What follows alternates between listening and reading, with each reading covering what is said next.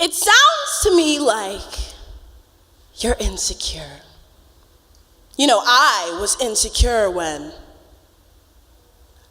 I sat there, making eye contact with this woman.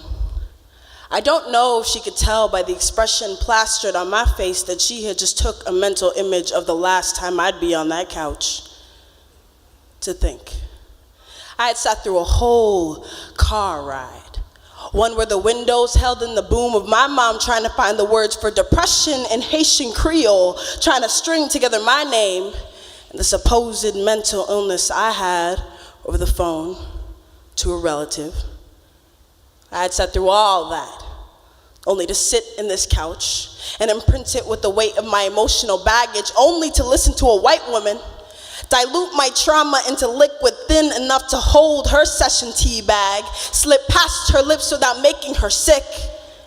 How could I explain to her that I wasn't just insecure, that my Negro nose and lips to match weren't simply an insecurity, they were a target of decades of abuse and neglect, whippings and bludgeonings, frisking and prosecution, and that my mental illness grew a greater appetite once it got a taste of racism.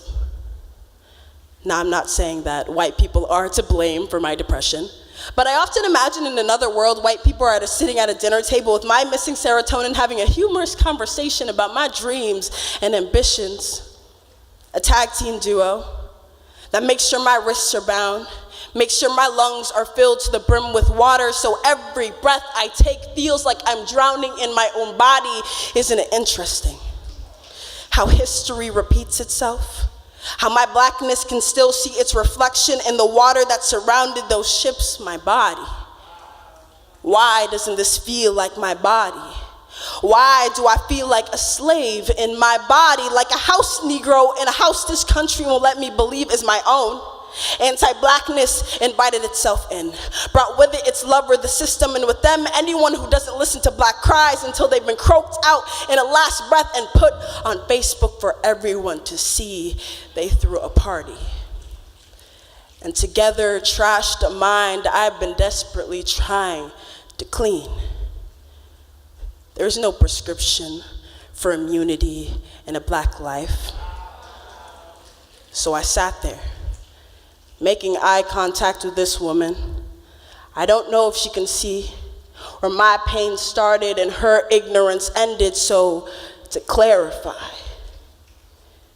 this insecurity in me that you see yourself in is just a manifestation of black folk even having their pain colonized.